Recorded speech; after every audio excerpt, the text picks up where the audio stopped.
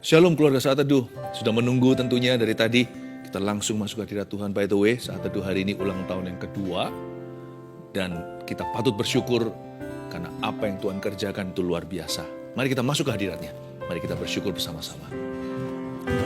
Ku naikkan syukur padamu Yesus, ku sembah sujud kepadamu Tuhan, di hadapan tata kemuliaan-Mu, ku tinggikan, ku agungkan selamanya. Ku naikkan syukur, ku naikkan syukur padamu Yesus, ku sembah sujud kepadamu Tuhan, di hadapan tata kemuliaan-Mu, ku tinggikan, ku agungkan selamanya. Segala puji syukur bagimu, ku tinggikan namamu selalu. Kemuliaan hanya bagimu, terpujilah namamu. Segala puji, segala puji syukur bagimu, ku tinggikan namamu selalu. Kemuliaan hanya bagimu, terpujilah namamu. Segala puji syukur bagimu, ku tinggikan namamu selalu. Kemuliaan hanya bagimu, terpujilah namamu. Kemuliaan hanya bagimu, kemuliaan hanya bagimu, terpujilah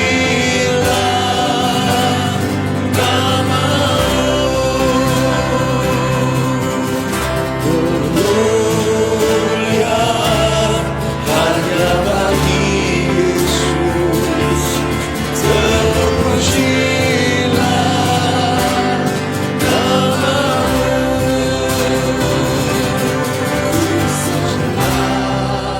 Engkau Allah yang perkasa, ku sanjung tinggi namamu di hidupku Tuhan, tiada yang lain. Hanya Kau satu di hatiku.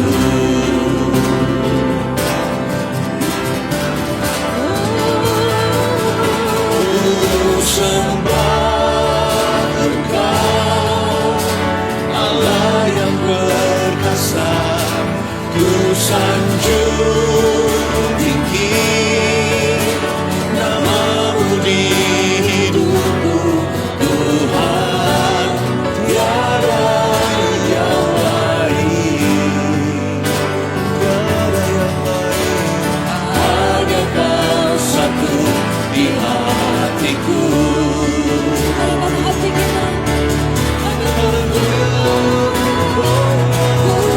Ku sembah Engkau, Allah yang perkasa, ku sanjung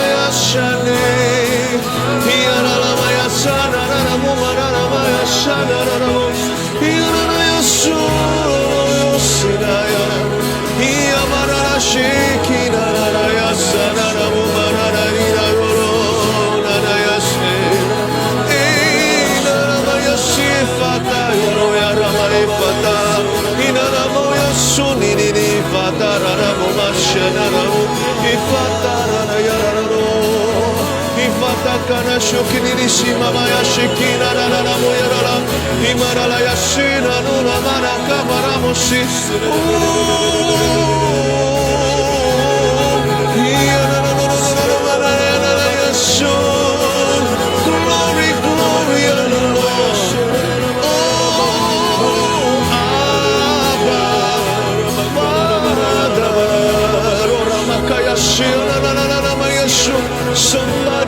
Somebody, Bapamu di sorga yang bertata dan Yesus yang bertata di sebelah kanan Bapa.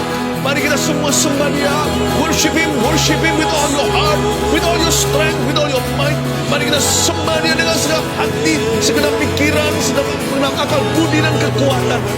Bapa yang baik, Kaulah Bapa, Kaulah segalanya sumber kehidupan. Bapa segala roh kata firman Allah, Allah Bapa di sorga ku berseru, Abba Bapa, Abba Bapa, Abba Bapa, oh Abba Bapa. Mari kita menyembah Dia, worship the Father God. Mari kita sembah Allah Bapa di dalam nama Yesus Kristus Tuhan. Oh Ramaya Syanaraya Sanaranamu Abba Bapa. Oh Kau ku sembah. Glory haleluya. Kau ku sembah.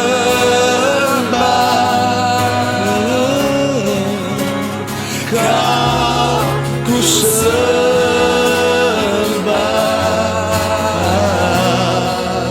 oh Tuhan, haleluya. Kau ku sembah,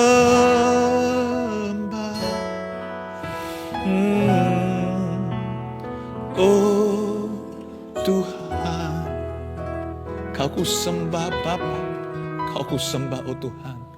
Kau ku sembah, oh Tuhan. Bapa Kau ditinggikan, kami dapat merasakan sedang duduk di kaki-Mu.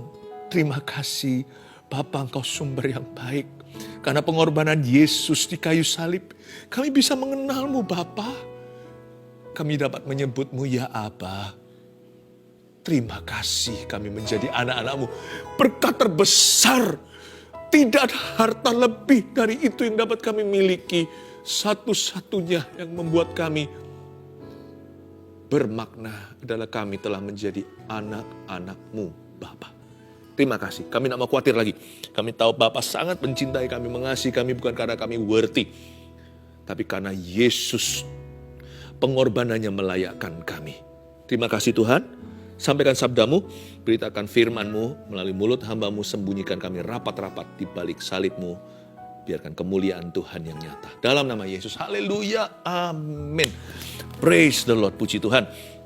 Hari ini saat teduh ulang tahun yang kedua. Saya jadi ingat waktu tadi awal-awal kita mulai, makanya Anda menunggu juga. Tentunya teknologi itu selalu comes with all the troubles. Pasti ada juga masalah teknis dan sebagainya. Jadi ingat nostalgia 2 tahun lalu pertama kali kita adakan saat teduh itu belum ada di YouTube, adanya di Instagram. Lalu tidak terrekod pula karena memang kita nggak menyadari ini akan jadi apa. Hanya mau memberkati, mengajarkan orang untuk berdoa.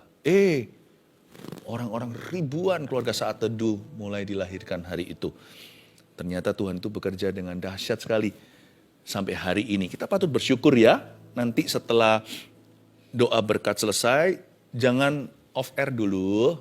Anda jangan sampai meninggalkan tempat karena kita nanti akan sama-sama nyanyi happy birthday kepada keluarga saat teduh. Tapi sekarang mari kita buka firman Tuhan dulu. Saya kasih judul, jangan khawatir, ada Bapa. Ya, jangan khawatir, ada Bapa. Don't worry, ada Bapa di sorga. Sebuah pesan yang sama dari ayat-ayat ini saya khotbahkan di saat teduh bersama yang perdana. Tapi nggak ada rekodnya hari ini. Karena itu saya khotbahkan dari ayat-ayat yang sama lagi. Kalau Anda tidak ada di sana waktu saat teduh bersama dilahirkan. Ini adalah pesan 2 tahun yang lalu tapi dengan pewahyuan yang fresh untuk hidup kita hari ini. Yaitu di kitab Matius pasal yang ke-6 ayat ke-25 sampai 34 saya bacakan hal kekhawatiran. Karena itu aku berkata kepadamu, janganlah khawatir akan hidupmu, akan apa yang hendak kamu makan atau minum, dan janganlah khawatir pula akan tubuhmu, akan apa yang hendak kamu pakai. Bukankah hidup itu lebih penting daripada makanan, dan tubuh itu lebih penting daripada pakaian? Pandanglah burung-burung di langit, yang tidak menaburkan, tidak menuai, dan tidak mengumpulkan bekal dalam lumbung, namun diberi makan oleh Bapamu yang di sorga. Bukankah kamu jauh melebihi burung-burung itu? Siapakah di antara kamu yang karena kekhawatirannya dapat menambahkan sehasta saja pada jalan hidupnya? Dan mengapa kamu khawatir akan pakaian? Perhatikanlah bunga bakung yang di ladang, yang tumbuh tanpa bekerja dan tanpa memintal. Namun aku berkata kepadamu, kata Yesus, Salomo dalam segala kemegahannya pun tidak dapat berpakaian seindah salah satu dari bunga itu. Jadi jika demikian Allah mendandani rumput di ladang yang hari ini ada, dan besok dibuang ke dalam api, tidakkah ia akan terlebih lagi mendandani kamu, hai orang-orang yang kurang percaya? Sebab itu janganlah kamu khawatir dan berkata, apakah yang akan kami makan, apakah yang akan kami minum, dan apakah yang akan kami pakai? Semua itu dicari bangsa-bangsa yang tidak mengenal Allah. Akan tetapi Bapamu yang di sorga tahu bahwa kamu memerlukan semuanya itu. Tetapi carilah dahulu kerajaan Allah dan kebenarannya, maka semuanya itu akan ditambahkan kepadamu. Sebab itu janganlah kamu khawatir akan hari besok, karena hari besok mempunyai kesusahannya sendiri. Kesusahan sehari cukuplah untuk sehari. Katakan amin dengan segenap hati. Ayat 25 saya jelaskan hal kekhawatiran. Hari ini Roh Kudus bicara begini. Dear keluarga saat teduh, jangan khawatir, ada Bapa. Oh, bukan hanya menunjuk ke atas, jangan khawatir, ada Bapa di dalam hidup kita. Karena itu aku berkata kepadamu, kata Yesus ayat 25, janganlah khawatir akan hidupmu. Berhenti di situ, yaitu di ayat 25a. Ternyata syarat untuk dipelihara oleh Bapa itu bukanlah sebuah tugas, bukanlah sebuah pekerjaan, bukan sebuah aktivitas atau perbuatan. Syaratnya mudah susah. Karena orang lebih gampang untuk melakukan sesuatu dengan kekuatannya, apalagi kalau sedang panik, sedang cemas. Suruh dia menunggu sesuatu, itu rasanya gerah. Orang itu harus berbuat sesuatu. Kalau enggak dia pasti akan tidak bisa tinggal tenang. Ternyata kali ini syarat untuk dipelihara oleh Bapa itu adalah tidak berbuat apa-apa. Janganlah kamu khawatir, itu perintah bukan saran. Mau dipelihara. Mau dipelihara seperti burung di udara. Mau dipelihara, mau didandani seperti bunga di ladang. Alkitab mengatakan dengan jelas, Yesus mengajarkan begini, kalau kamu mau dipelihara, janganlah khawatir akan hidupmu. Wah, perintah itu kan biasanya untuk berbuat sesuatu. Ini sebuah perintah untuk tidak berbuat apa-apa. Disuruh tinggal diam dan tenang dan ketahuilah bahwa Dia adalah Allah. Disuruh tidak boleh khawatir karena ada Bapa. Kali ini iman adalah berdiri, tidak melangkah. Stand Moses, berdirilah di sana hai Musa. Hari ini engkau akan melihat kelepasan dari tangan Tuhan. Today you shall see my deliverance. Musa emangnya bisa buat apa? Maju ke depan tenggelam di Laut Merah. Mundur ke belakang sudah digempur oleh pasukan Mesir yang sudah bernafsu membunuh. Sometimes dalam hidup ini kita tidak bisa maju atau mundur. Kita tidak bisa melakukan apa-apa. Tinggal percaya. Tahukah syaratnya untuk kita dipelihara oleh Bapa? Janganlah kamu khawatir. Sebuah perintah yang tidak berakhir pada aktivitas. Tapi sebuah perintah yang berujung pada iman yang teguh pada Tuhan. Have a strong faith, will you? You don't have to have a great faith. Tidak perlu kita punya iman yang gede atau besar. A strong one. Biji sesawi pun tapi utuh. Jangan bimbang sama Tuhan. Lalu apa aja sih yang dikhawatirkan oleh orang sejak ribuan tahun yang lalu? Ternyata dari zaman-zamannya bangsa Israel di Mesir ataupun ketika mereka sedang mengembara di padang gurun, nggak ada perubahan tuh manusia. Manusia tetap khawatir dari sononya, dari nenek moyang sampai hari ini. Hanya kekhawatirannya beda. Dulu nggak ada teknologi seperti hari ini. Dulu zaman berubah, berbeda. Hari ini dunia berubah. Tapi tetap sama pada dasarnya. Selalu manusia itu terbuat dari materi yang sama. Kita ini khawatiran orangnya. Jangan khawatir akan hidupmu. Biasanya orang khawatirnya itu 3 sub atau ada 3 dimensi akan apa yang hendak kamu makan atau minum. Jangan khawatir pula akan tubuhmu. Apa yang hendak kamu pakai. Biasanya makan, minum, pakaian, sandang, pangan, papan. Manusia itu khawatir, meskipun ya sudah banyak orang yang melampaui level kebutuhannya tercukupi. Itu pun masih khawatir loh. Karena kali ini bukan lagi khawatir tentang makanan atau minuman. Tapi sepiring nasi, semangkok nasi, dan sepiring berlian. Manusia itu penyakitan. Kekhawatirannya dijawab pun punya, nanti upgrade dia. Kekhawatiran yang lebih besar. Khawatir itu penyakit rohani. Rohnya sakit. Tidak tergantung dengan sekaya apa orang tersebut. Apa yang dia miliki atau apa yang dia belum punya. Nggak ada hubungannya. Khawatir itu adalah keputusan. Kekhawatiran itu sebenarnya adalah hinaan ke wajah Bapa. You nggak becus, gitulah kira-kira kita ngomongnya. Nggak langsung sih, mana siapa berani. Tapi sebenarnya kekhawatiran itu dengan kata lain berkata, Tuhan, you're not doing a good job in my life. Tuhan, kau tidak melakukan perbuatan yang baik. Ya. Tuhan itu nggak lulus dalam hidupku. Tuhan itu nggak bagus. Kita itu menuduh Tuhan, berkata Tuhan tidak becus. Khawatir itu dengan kata lain begitu. Sama. Kita nggak usah dituduh pencuri. Tapi kalau HP orang di sebelah sana, lalu dia lihat kita, lalu dia pegang dan masukkan dengan lirikan seperti itu, ya sama aja dipandang sebagai pencuri. Ya nggak apa-apa sih kalau orang nggak kenal sih, lumrah. Dunia ini atau bumi ini penuh trauma. Tapi kalau orang itu sudah kita kenal, lalu dia begitu, wah kita bisa tersinggung ya, karena Tuhan juga kita singgung berkali-kali lewat kekhawatiran. Seolah-olah sepertinya kita berkata, Tuhan, Engkau tidak mampu, Engkau tidak sanggup. Karena itu kekhawatiran itu sesuatu yang serius loh. Saya anggap itu, menurut saya, kekhawatiran itu dosa. Karena ini perintah kan, jangan. Jadi kalau kita langgar ya, apa kalau bukan dosa? Nah kita baca berikutnya, bukankah hidup itu lebih penting daripada makanan dan tubuh itu lebih penting daripada pakaian? Di sini Tuhan mulai tunjukkan kita prioritas hidup yang lebih penting lagi. Karena kita ini bukan hewan. Bukankah hidup itu lebih penting? Kata bukankah hidup itu lebih penting menunjukkan bahwa hidup itu anugerah. So treat life as a gift. Mari kita memperlakukan kehidupan kita itu sebagai kasih karunia dari Allah. Sebagai pemberian. Hidupku ini kado dari Tuhan. Jangan bunuh diri, jangan lukai diri. Jangan jahat sama diri sendiri, juga jangan manjakan diri sendiri sih. Ya, perlakukan dirimu sebagaimana firman Tuhan perintahkan dan ajarkan. Jangan berlebihan, jangan kekurangan.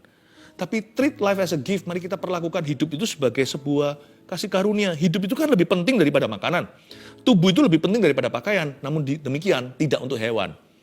Kadang-kadang kalau saya lihat ya, ikan di akuarium itu hidupnya sehari-hari apa? Kasihan sih. Dia itu kan hanya dibatasi dengan tembok akuarium itu, kaca-kaca kiri kanan. Tapi sehari-hari pikirannya hanya makan. Kalau kita sehari-hari pikirannya makan, bedanya apa sama hewan? Kalau kita hanya dikuasai dengan kekhawatiran apa yang kita pakai, apa yang kita minum, bedanya apa kita sama ciptaan Allah yang tidak semulia manusia. Manusia diciptakan sebagai makhluk kekal. Di dalam kita tinggal manusia rohani yang tidak bisa mati. Hewan bisa mati, tanaman juga. Tumbuh-tumbuhan bisa binasa. Tapi hanya manusialah yang disebut meninggal dunia. Pasti ada sesuatu yang lebih tinggi daripada hidup yang sekarang yang patut kita kejar dan perjuangkan. Gak mungkin melulu hanyalah soal pakaian, makanan, minuman. Kalau begitu kan Tuhan gak akan mengatakan bahwa kita adalah ciptaannya yang paling mulia. Kalau ternyata sederajat dengan binatang. Atau kalau kita selevel dengan hewan, semuanya hanyalah insting. Hanya kawin dan makan. Coba lihat, mau melatih hewan yang paling berakal budi pun, dolphin contohnya tetap harus kasih ikan kecil. Ujung-ujungnya, they live only to eat. Mereka hidup untuk makan. Kita enggak loh. To live is Christ. Kita ini hidup untuk Kristus. Makan untuk hidup ya. Tapi hidup kita bukan untuk makan. Hidup kita adalah untuk Tuhan. Berarti ada sesuatu dong. Pasti ada sesuatu yang lebih daripada sekedar makanan, minuman, dan juga pakaian. Bahkan semangkuk nasi, sepiring berlian. Pasti ada lebih dari itu. Bedanya kalau hewan itu primitif. Kalau manusia itu sepiring berlian tadi sophisticated, kita lebih kompleks. Tapi kalau ujungnya hanyalah untuk gratifikasi atau untuk memuaskan diri sendiri, bedanya apa kita sama ciptaan Allah yang lebih rendah? Ayat 26, pandanglah burung-burung di langit yang tidak menaburkan, tidak menuai, dan tidak mengumpulkan bekal dalam lumbung, namun diberi makan oleh Bapamu di sorga. Bukankah kamu jauh melebihi burung-burung itu? Baik, mari kita bicara soal burung-burung yang dimaksud di ayat 26. Betul sih, burung-burung itu memang tidak menabur dan tidak menuai. Tidak mengumpulkan. Tapi bukan berarti bahwa burung-burung itu nggak bekerja. Nah, kita masuk ke fase berikutnya. Jangan khawatir itu nomor satu. Itu harus settle dulu di hati kita. Dan setelah kita tenang di dalam hati kita, bekerja pun menjadi berkat. Dengan segala tantangan, rintangan, pusingnya, pekerjaan itu sukacita loh. Kerja itu bukan kutukan. Kerja itu sudah ada di Taman Eden sebelum Adam dan Hawa jatuh dalam dosa. Cuman bedanya setelah mereka jatuh, mereka kehilangan tujuan Allah. Sama seperti kita kerja untuk apa? Kalau ditanya beneran kita nggak tahu. Kita nggak ngerti. Tapi itu yang disebut dengan manusia jatuh dari kemuliaan Allah. Tapi pekerjaan itu sendiri adalah berkat. Jadi jangan dibawa stres. Kalau kita punya pekerjaan itu bersyukur. Banyak orang mau kerja nggak ada. Banyak orang kehilangan pekerjaannya alias di PHK. Kalau kita masih punya pekerjaan, if you don't do what you love, then learn to love what you do. Kalau kita tidak bisa suka dengan apa yang kita kerjakan, terpaksa nih demi dapat gaji atau untuk menyambung kehidupan, then belajarlah untuk mencintai pekerjaanmu. Asal itu halal dan benar, asal itu baik dan tidak melanggar hukum di negara, cintailah pekerjaan Anda. Pandanglah burung di langit. Bahkan juga Alkitab mengatakan, nambahkan Tuhan Yesus ajarkan bukan hanya burung saja ilustrasinya, tapi juga bunga di padang tidak memintal. Tapi dikasih Tuhan pakaian, Salomo aja nggak sebagus itu jubahnya. Coba kita renungkan. Yang dimaksudkan do not worry bukan berarti, oke, kita doa saja, nggak berbuat apa-apa. Bekerjalah. Kalau nggak kerja jangan makan. Tapi bekerja itu adalah aktivitas fisiknya. Hatinya harus rest di Tuhan. Hatinya itu harus bisa beristirahat di dalam janji-janjinya. Jangan khawatir. Stres itu harus di luar. Kalau saya mendapat tantangan pekerjaan, itu stres yang bagus. Kalau saya tidak aktif nanti saya pikun gimana? Coba lihat ya, orang yang nggak punya pekerjaan apa-apa nanti kan cari-cari perkara, cari-cari kerja. Apa aja dijadikan pekerjaan, apa aja dijadikan perkara. Bolehlah kita itu stres di luar. Karena itu namanya tantangan. Disitulah kita dengan Tuhan bisa ngalami yang namanya petualangan. Dari sisi Tuhan penyertaan, dari sisi kita adventure. Namun demikian, stres itu nggak boleh masuk di hati. Di hati bukan stres tapi rest. Di hati itu tenang. We work hard on the outside. We rest easy on the inside. Kita bekerja keras di luar sana.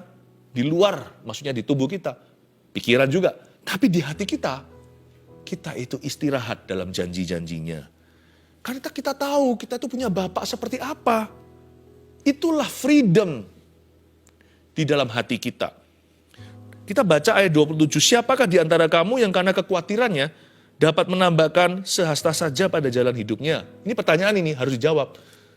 Jawab sesungguhnya, khawatir itu untungnya apa sih? Biasanya orang itu khawatir akan hal-hal yang di luar kontrolnya. Itulah nature atau hakikat khawatir. Kalau itu sesuatu di dalam kontrolnya, biasanya orang yang tanggung jawab langsung akan berbuat sesuatu. Khawatir itu tidak perlu, karena dia itu selalu mengkhawatirkan sesuatu yang dia nggak bisa apa-apa terhadapnya, atau sesuatu yang di luar kendalinya. Makanya itu kekhawatiran itu disebut sebagai dosa sia-sia. Kekhawatiran itu bukanlah dosa terbesar, dosa perzinahan, pembunuhan itu mengerikan. Tapi sadarkah Anda, the most useless sin, dosa yang paling useless, paling gak berguna, mau tahu? Dosa yang paling melumpuhkan orang dari dalam, belum apa-apa sudah KO. KO-nya itu loh, knock out, atau dia itu kalah sebelum mencoba. The most self-defeating sin, dosa yang paling mengalahkan dirimu sendiri, dari dalam dirimu, adalah kekhawatiran. Makanya khawatir di sini itu direndahkan. Di ayat 27 Tuhan tanya sesuatu yang sangat pintar sekali. Coba ya, siapa di antara kalian yang karena khawatir bisa menambahkan sesuatu dalam hidupnya? Kalau bukan justru jadi penyakitan. Ini yang disebut menjaring angin. Khawatir itu results in nothing. Khawatir itu tidak menghasilkan apa-apa. No buah, zero. Nol, tidak ada hasilnya. Kalau kita mau main tenis dan skornya kosong, khawatirlah. Kalau kita mau main sepak bola tidak pernah gol, nggak bisa menggiring bola itu ke arah gawang lawan, ya khawatir itu. Khawatir itu nggak ke arah mana-mana. Dan mengapa kamu khawatir akan pakaian? Ayat 28, perhatikanlah bunga bakung di ladang yang tumbuh tanpa bekerja dan tanpa memintal. Namun aku berkata kepadamu, Salomo dalam segala kemegahannya pun tidak berpakaian seindah salah satu dari bunga itu. Ini Tuhan bukan membanggakan baju atau fashionnya. Tuhan lagi memberitahu, Tuhan itu nggak buta. Bapak kita itu ngerti prioritas Bapak kita, Allah pencipta semesta alam itu tahu membedakan mana orang, mana hewan. Dan Tuhan itu mengerti apa yang kita butuhkan. Ayat 30, jadi jika demikian Allah mendandani rumput di ladang yang hari ini ada dan besok dibuang dalam api. Ini prioritasnya dia. Inilah yang disebut God's priority. Tidakkah ia akan terlebih lagi mendandani kamu, hai orang yang kurang percaya? Kalau kita belajar to treat life as a gift atau memperlakukan hidup sebagai kasih karunia, maka kita juga belajar untuk menjadi orang yang generous atau yang murah hati. Orang yang kaya dalam syukur. Orang yang murah hati sama orang lain, jangan pelit cinta, pelit waktu, pelit bantu. Bahkan pelit harta. Janganlah. Kalau kita punya kesempatan berbuat baik, itu adalah kesempatan emas loh. Emas itu mahal. Apa yang sama mahalnya dengan emas? Kesempatan emas. Apa yang tidak bisa dibeli sama emas? Kesempatan emas. Kalau orang yang kita kasih, yang tidak pernah kita cintai, kita abaikan terus tiba-tiba mati, seluruh emas ya diberangkas, tidak bisa beli 1 menit lagi dengan orang tersebut yang kita sesali. Kok kita selama ini tidak memperhatikannya? Apa yang lebih mahal dari emas per gram? Kesempatan emas. Kalau kita ada kesempatan untuk bisa mendandani orang lain, Dan juga jangan pelit, ada orang yang suka menyiksa dirinya sendiri. Pokoknya dia mau lebih kaya, karena dia khawatir, dia kira nanti lumbungnya kalau penuh, lumbungnya banyak, dia lebih terjamin hidupnya. Lalu dia kumpulkan semua. Makan pun selalu makan yang instan. Tidak mau yang bergizi. Kenapa? Dia kumpulkan untuk apa juga nggak ngerti. Tentu hidup harus punya prioritas. Hidup itu ada budgetingnya lah ceritanya kalau soal finansil. Karena janganlah kita itu pelit juga terhadap diri sendiri. Foya-foya juga bukan jalan Tuhan. Mari bijaksana. Ada orang tertentu yang suka menyiksa diri demi kaya. Itu juga percuma. Itu berarti bentuk kekhawatiran juga. Itu bentuk kekhawatiran. Mungkin karena orang itu mengingini sesuatu dia belum miliki. Lalu dia siksa diri. Janganlah begitu. Jadi orang itu, mari kita yang balance di dalam mengikut Tuhan. Mari kita belajar untuk bisa punya prioritas dulu. Nanti kita akan diajari di bawah-bawah prioritasnya apa, oke? Kita lanjut ayat 31, sebab itu janganlah kamu khawatir dan berkata, apakah yang akan kami makan? Apakah yang akan kami minum? Apakah yang akan kami pakai? Semua itu dicari bangsa-bangsa yang tidak mengenal Allah. Akan tetapi Bapamu yang di sorga tahu bahwa kamu memerlukan semuanya itu. Semua itu dicari bangsa-bangsa yang tidak mengenal Allah. Begitulah hidup yang di luar Tuhan, selalu ujungnya makan, minum, pakaian. Benar. Paling-paling yang paling mulia di antara orang-orang yang di luar Kristus adalah charity atau amal sosial. Ya. Itu pun amal sosial juga hanyalah untuk menambal sesuatu yang fisik, tidak bisa menyelamatkan jiwa orang. Keluarga saat teduh yang saya kasih, janganlah kita hidup seperti bangsa yang tidak mengenal Allah. Semua itu dicari oleh mereka. Hiduplah dalam dimensi kerajaan Allah, ayat 33. Tetapi carilah dahulu kerajaan Allah, dan kebenarannya, maka semuanya itu akan ditambahkan kepadamu. Tunggu dulu, Pastor Philip. Carilah dahulu kerajaan Allah itu dan kebenarannya, baru semua ditambahkan kepada saya. Ini justru ayat yang selalu membuat saya tertuduh. Kalau saya ngelembur di kerja, aduh duniawi aku ini. Nanti kalau saya mainan sama keluarga saya, terlalu lama sama mereka, saya merasa, kok keluarga jadi berhala ya? Kok saya nggak masuk ke ruang doa saya dan sembahyang? Seolah-olah sepertinya Tuhan itu selalu jadi musuh apapun yang kucintai di hidup ini. Dengan ayat ini, carilah dahulu, kayaknya Tuhan itu cemburu. Dikit-dikit, ayo, kenapa nggak sama aku? Nanti kalau ada orang yang belajar untuk ujian, waktu saat teduh, isinya adalah sorry melulu. Sorry ya Tuhan, aku belajar terus dan sebagainya. Aku melupakan bersekutu denganmu. Salah tafsir, Tuhan itu tidak jadi oposisimu. Segala sesuatu yang Anda bisa lakukan, bahkan usahakan hari ini, apalagi berkat-berkat yang sudah tidak bisa disangkali, itu semua datangnya dari Tuhan, dari Bapa yang kekal. Ini bukan ayat yang menjadikan segala sesuatu dalam hidupmu itu adalah saingan bagi Tuhan. Atau Tuhan selalu menjadi saingan semua yang Anda sukai dan nikmati. No. Ini ayat justru ajarkan pada kita. Kalau kita itu kerja lembur, do it for the Lord. Carilah dahulu kerajaan sorga dan kebenarannya itu berarti bahwa Yesus dan kebenarannya kemana-mana di hidupmu. Ke sekolah, ngelembur kerja. Tahukah Anda kalau Anda bekerja dengan baik dan pekerjaanmu berhasil, itu untuk kemuliaan Tuhan. Tahukah Anda kalau Anda sedang meeting terus, dan kalau memang itu perlu, bukan cari aktivitas semata-mata, tapi sebagai bentuk untuk menanggulangi masalah yang ada di kantor dan sebagainya, itu kan memang jadi peran tanggung jawab Anda. Bukannya justru Tuhan dipermalukan kalau Anda membolos kerja. Itu yang dimaksudkan. Kalau kita memang harus sungguh-sungguh investasi waktu demi supaya pekerjaan kita itu berhasil. Jangan lupa, Anda juga sedang memuliakan Tuhan. Anak-anak Tuhan harus gigih di dalam profesi. Nanti orang bilang apa? Orang dunia ngomong begini, Kristen tapi malas. Jikalau Anda dengan keluarga Anda, ingatlah siapa yang memberimu istri. Bukankah Alkitab berkata, harta warisan rumah itu bisa dari papa mama. Tapi istri yang takut akan Tuhan itu datang dari Tuhan. Demikian pula suami, apalagi cari laki-laki yang sungguh-sungguh cinta Tuhan, itu adalah berkat atau aset yang tak terhingga. Punya anak, bukankah masing-masing itu anak panah? yang Tuhan luncurkan, ditaruh di tabungmu, supaya suatu hari melejit dari didikan keluarga Anda? Bukankah itu semua Tuhan titipkan? Masa Tuhan suruh setelah kasih anak lalu mereka dibuat kelaparan perhatian? Enggak lah. Kalau saya sedang berdoa gitu, anak saya waktu masih kecil belum tahu diri, masuk, daddy, saya nggak tolak, dalam nama Yesus kamu pergi, kamu berhala, saya nggak begitu, saya rangkul dia. Enaknya di sini loh, anak saya nggak ngerti waktu itu. Sekalipun sekarang pun sudah ngerti pun, kalau mereka masuk ada perlu, saya lapang dada, saya buka lengan dan tangan. Kenapa? Kalau mereka masuk itu, mereka bukan hanya datang ke saya. Ada Tuhan, ada Bapa di hidupku. Yang ngerangkul mereka begini itu, bukan hanya saya Bapaknya di bumi, tapi Bapa mereka yang di sorga merangkul kami. Life becomes complete.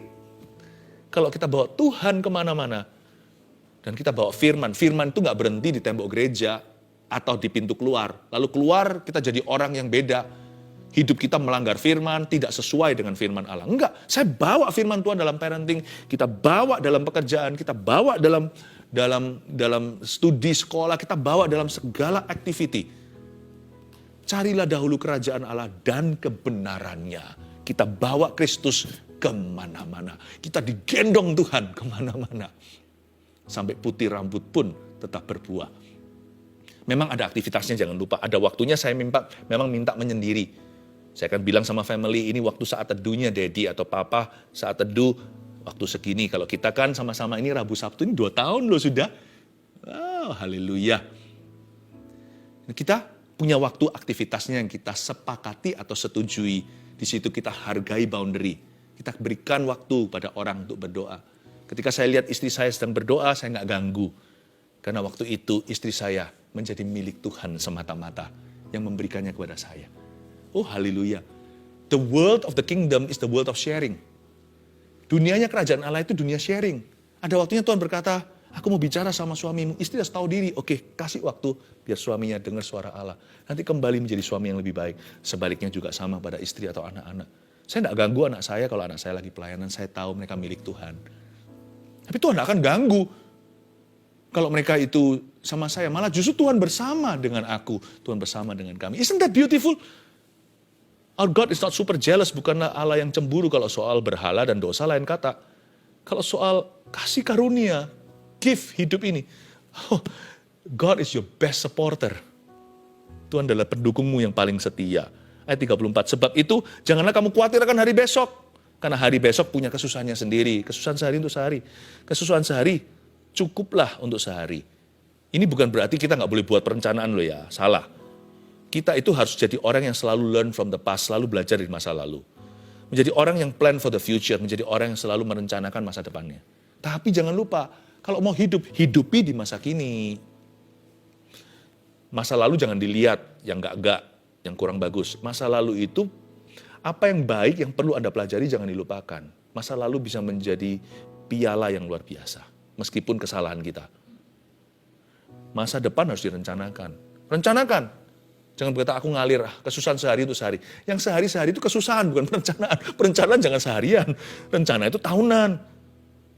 Kamu sekolah gimana? Kalau orang sekolah SMP, SMA, SD, elementary, high school, harusnya punya pikiran university. Orang kuliah juga harus punya pikiran karir dong. Orang pacaran harus punya rencana menikah. Pertanyaan kapan mau menikah harus bisa dijawab minimal oleh sang pria. Rencana itu gak boleh sehari-hari. Susah tuh sehari-hari, kesusahan sehari-hari. Ya, 1, 2, 3 saya kasih poin supaya Anda bisa bawa dalam doa selalu dan senantiasa. Apa aja yang kita pelajari hari ini saya review dan saya rangkumkan begini. Yang pertama, jangan khawatir ada Bapa. Karena nomor 1, kita punya seorang Bapa yang memahami kebutuhan kita. Haleluya. I love this. This spells freedom in my life. Ini terasa seperti freedom di dalam hati dan jiwa saya. Kita itu loh punya seorang Bapa di sorga yang sangat memahami kebutuhan kita. 2, gantikan kekhawatiran dengan visi kerajaan sorga untuk hidup kita. Kunci katanya terletak pada kata replace. Bukan melenyapkan kekhawatiran, susah sih terus terang, saya sudah mencoba. Gantikan, bukan bukan disingkirkan, nggak bisa disingkirkan. Kalau saya nganggur, saya pasti akan khawatir. Kalau saya fokus pada diri sendiri, saya pasti akan khawatir. Mau tahu kenapa saya nggak bisa khawatir? Oke, contohnya Rabu Sabtu malam gini, saya nggak bisa khawatir tentang hidup saya melulu. Karena saya memikirkan keluarga saat teduh. Dengan kita mengisinya dengan sesuatu yang dari Tuhan atau sesuatu yang sifatnya bukan diri kita. Sesuatu yang jelas-jelas adalah bernilai kekal dan demi kerajaan sorga untuk Tuhan dan untuk orang lain. Cinta jiwa-jiwa, saya telah menggantikan ruang khawatir di hidup saya itu, sebagian besar sahamnya sudah beda shareholdernya. Dulu saya khawatir tentang diriku. Udah habis kekhawatiran saya terjawab pun masih khawatir yang ekstra lagi. Kalau nggak ada yang bisa dikhawatirkan, saya masih bisa mengkhawatirkan kekhawatiran. Saya khawatir nanti kalau saya khawatir gimana? Dasar orang memang kalau sudah khawatiran ya kan? Saya gantikan itu.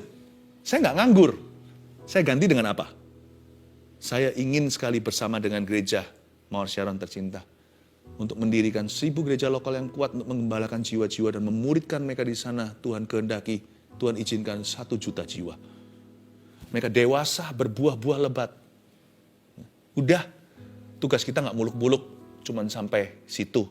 Lebih dari itu 10 juta orang, 100 juta orang, 1 miliar orang, seluruh bumi penuh kemuliaannya, mungkin sudah bukan jangkauanku. Itu saja membuat seumur hidup saya penuh, sibuk, nggak ada ruang nganggur. Gantikan kekhawatiran kita dengan visi kerajaan sorga untuk hidup kita. Apa visimu? 3. Tadi yang saya sudah jelaskan, tinggal tuliskan aja kalimat hikmatnya. Rencanakan masa depan, namun hidupi masa kini. Lihat tuh orang di kanan kirinya, anaknya kalau masih kecil beranjak dewasa, dia nggak selamanya kecil loh ya. Nikmati. Orang tuanya masih ada, nikmati. Nggak selamanya mereka bersama dengan kita.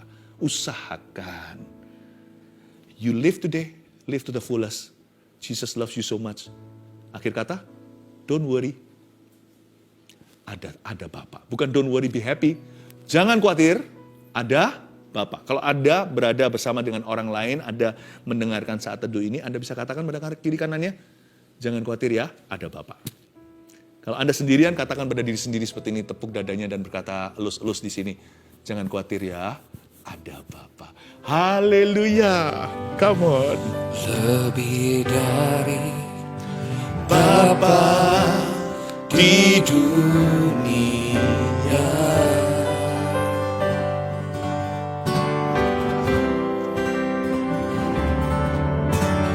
Kau menjaga hidupku ya Allah.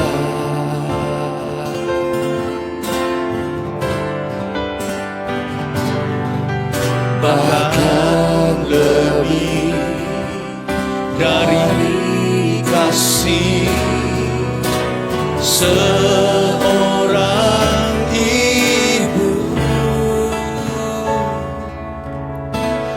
Engkau selalu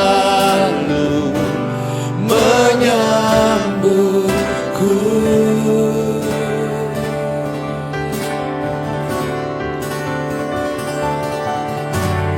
Lebih dari yang dunia tawarkan,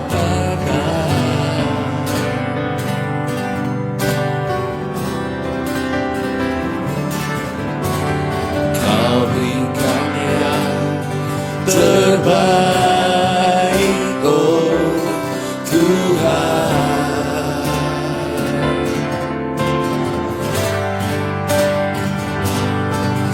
Sekalipun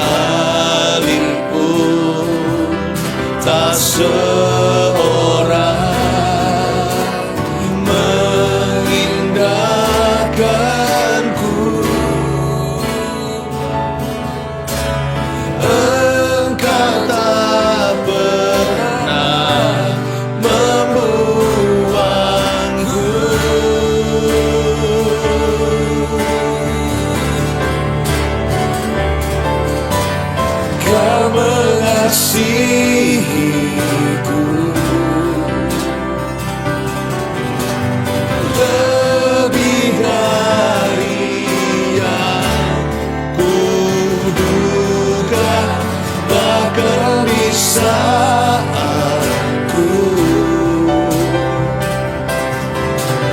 tiada menyadarinya, kau sentuh hatiku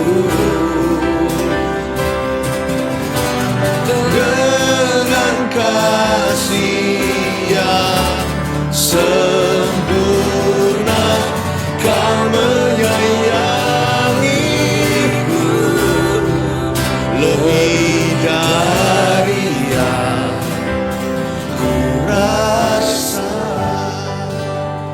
Nyanyikan lagi, kalimat-kalimat ini manis bagi jiwa kita. Lebih dari Bapa di dunia. Lebih dari Bapa di dunia,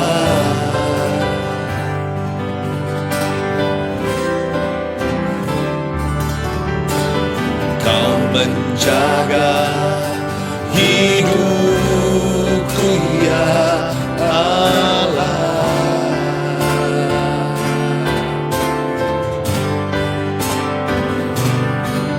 Bahkan lebih dari kasih seorang ibu, Engkau selalu menyambutku. Kau beri padaku apa yang dunia tidak bisa tawarkan. Lebih dari yang dunia tawarkan. Terima kasih Bapa, Kau selalu memberi yang terbaik, khususnya pengorbanan Yesus. Kau berikan yang terbaik, oh Tuhan. Haleluya. Sekalipun tak seorang mengindahkanku, Engkau tak pernah membuangku. Thank you, thank you, thank you Father God. Haleluya. Kau mengasihiku lebih dari yang kuduga, bahkan di saat ku tiada menyadarinya, kau sentuh hatiku dengan kasih yang sempurna, kau menyayangi lebih dari ku rasa. Kau mengasihiku. Haleluya. I'm so happy with you Lord. Lebih dari Yang kuduga, bahkan di saat ku tiada menyadarinya, kau sentuh hatiku dengan kasih yang sempurna, kau menyayangiku lebih dari yang ku rasa. Idaramu maraya shina daramu mararamu mararamu. Oh, idaramu ya shina daramu ya shina. Oh,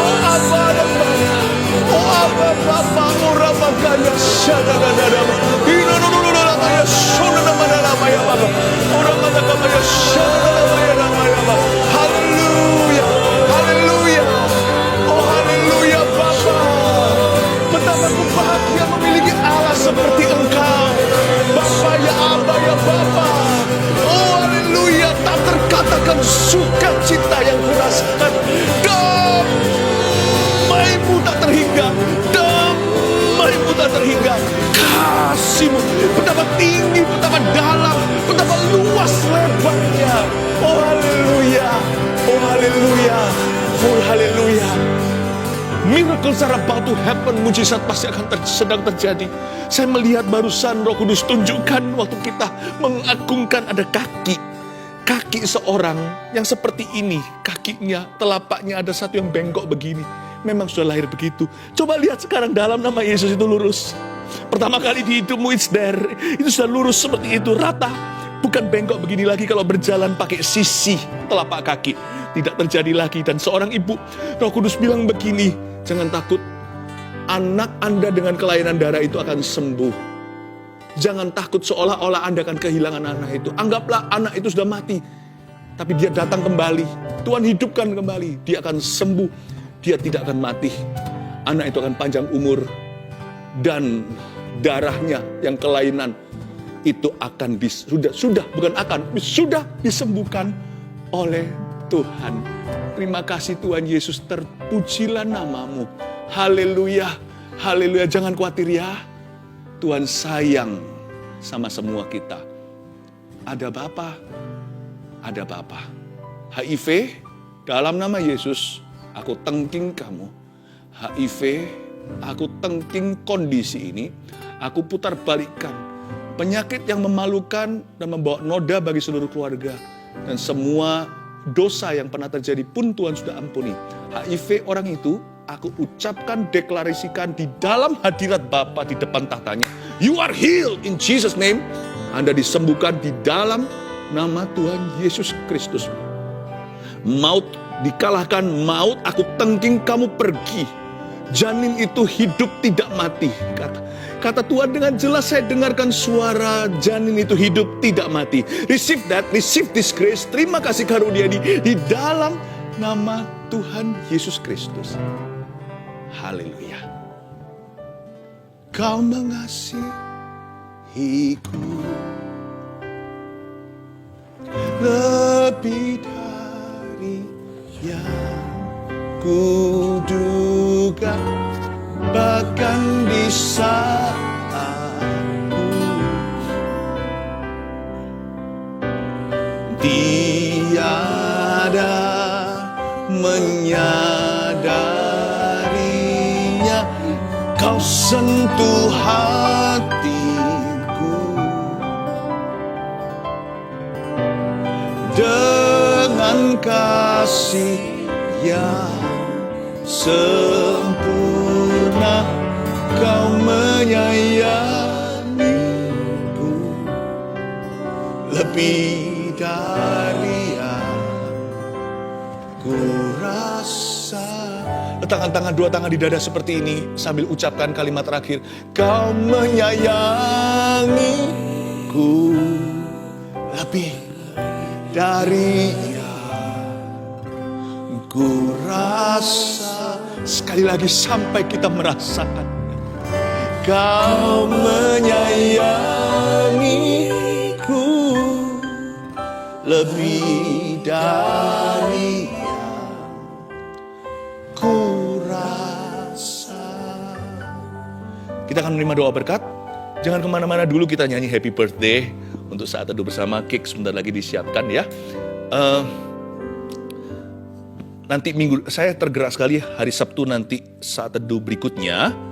Saya akan bicara menyinggung soal frustrasi. Kalau hari ini soal khawatir, next tentang frustrasi. Jika Anda sudah diberkati lewat channel ini, jangan lupa untuk subscribe, tekan tombol loncengnya supaya nanti episode berikut-berikutnya kita akan ingatkan supaya tidak ketinggalan. Ya. Dan terima kasih untuk dukungan semua keluarga saat teduh, tak terkecuali. Andalah alasan channel ini terus berdiri. Andalah alasan kami terus melayani. Thank you untuk dukungan, support, love, and your trust. Haleluya. Kita angkat tangan dulu, lalu kita nyanyi happy birthday, oke? Terimalah berkat dari Allah Bapa, keluarga saat teduh tercinta. Jesus loves you. We love you so much too. Blessing upon you in Jesus' name. Dalam nama Yesus. Haleluya. Amin. Happy birthday to us. Happy birthday to us. Untuk kita. Happy birthday, happy birthday, happy birthday. Happy birthday to us. Untuk kita. Happy birthday to us. Happy birthday, happy birthday to all of us. Haleluya. Praise the Lord. Ditiup ini. Bye-bye. God bless you.